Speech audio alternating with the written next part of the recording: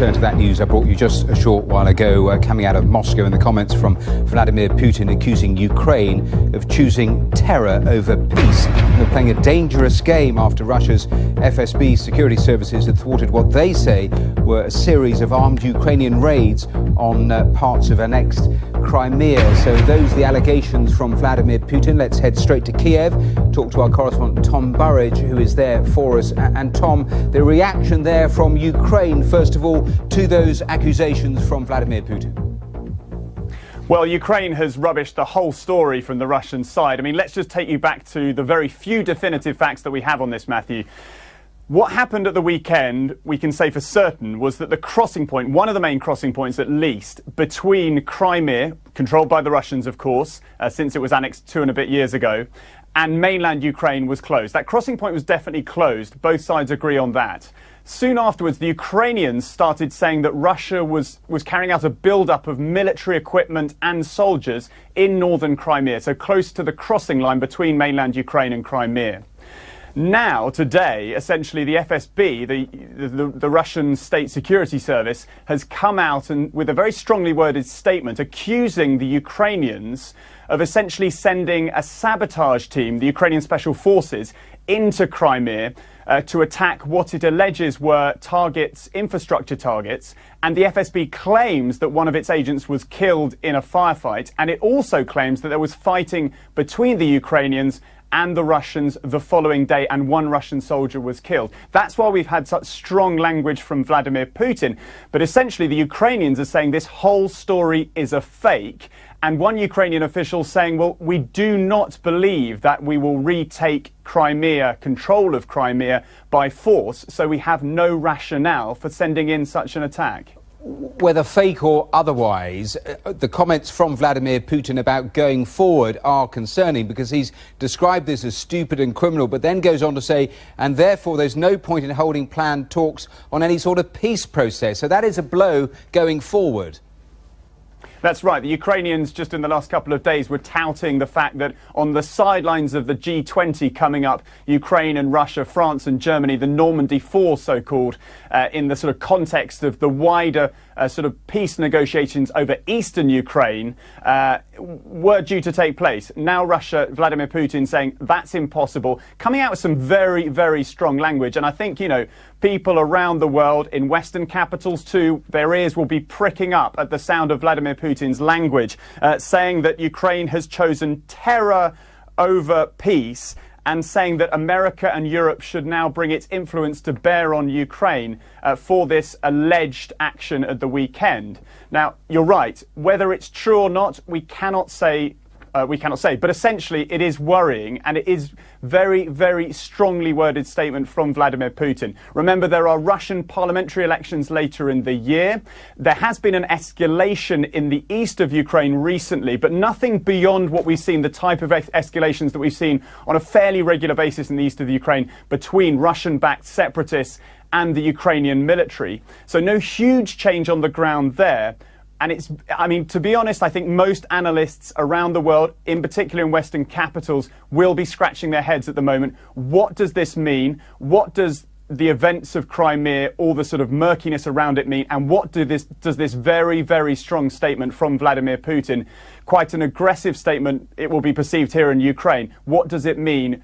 What will it signal for future Ukrainian relations, Russian-Ukrainian relations going forward? Yep, watch this space. Tom Burridge there in Kiev. Thanks very much for joining us. Breaking news this hour. Russia's Federal Security Service has said it's uncovered a Ukrainian intelligence service branch operating in Crimea.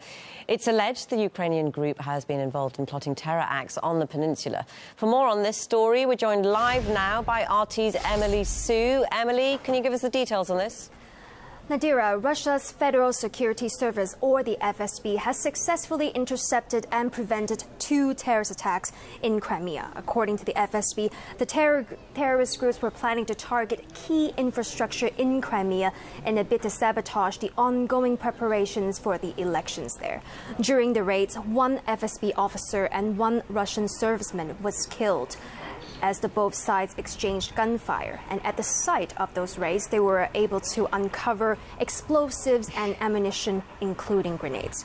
The FSB also added that because of these raids, they were able to uncover a network of agents reportedly working for Ukraine's chief intelligence agency. The group consists of both Russian and Ukrainian nationals, and the FSB says that they have confessed to the plans of the attacks during the ongoing investigation.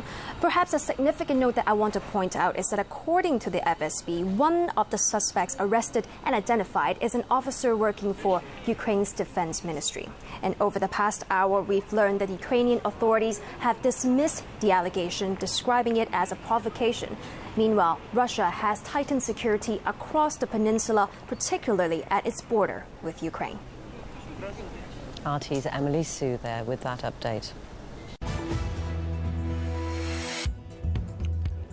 Russian President Vladimir Putin's criticized Ukraine for, quote, preferring the path of terror over peace with Moscow. The remark follows an alleged Ukrainian incursion into Crimea, which left 2 Russian nationals dead. Putin says the Kremlin is to take serious measures to ensure the safety of Crimea. German Interior Minister has warned that a terror threat remains high in the country following a spate of attacks. Thomas de Maizière says the federal and state police have been working closely to boost security. Remarks follow a police raid and detention of a terror suspect in the state of North Rhine-Westphalia. Saudi Arabia's relentless bombings of Yemen have claimed 4 more lives in the province of Sana'a and Sa'ada. Warplanes pounded the residential areas a day after they targeted a food factory in Sana'a, killing 20 civilians there. Nearly 9,600 Yemenis, most of them civilians, have been killed in a Saudi onslaught since March of last year. Some 300 Daesh terrorists have been killed in an operation by Afghan forces. A top U.S. commander in Afghanistan confirmed the operation in Nangarhar province, saying that it was backed by U.S. forces. General John Nicholson reported the killing of 5,000 Takfiri terrorists since the beginning of the year. The Iraqi Prime Minister says the Iranian military advisors are helping the Iraqi army in the fight against Daesh upon an official request from Baghdad. Haidar al-Abadi was addressing a conference on combating terrorism. He said that Iraqi forces are planning a new wave of offensives to liberate the Daesh-held city of Mosul. South Sudan's government announced its disagreement with a proposal to station extra foreign troops in the country under UN command. Last week, Juba agreed to deployment of African troops after fighting intensified between forces loyal to President Salva Kiir and fighters of his rival, Riek Machar.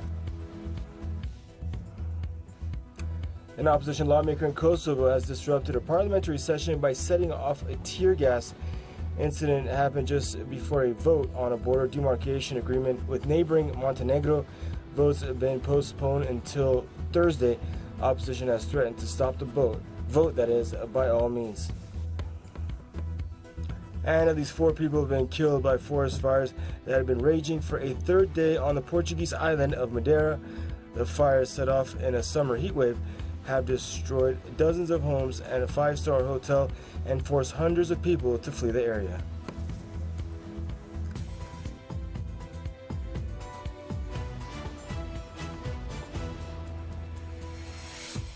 Russia's Federal Security Service says that its forces have thwarted an armed Ukrainian incursion into Crimea. 2 Russian servicemen have been killed. The FSB said that the invasion was designed to target critical infrastructure near the Crimea-Ukraine border town of Armyansk. It noted that one of its employees and a soldier were killed in separate incidents. 2 more groups of saboteurs tried to enter Crimea under the Ukrainian artillery cover. The FSB reported to have found 20 bombs, ammunition, and mines in the attack area. Ukraine denies Russia's accusation, calling it, quote, fake information.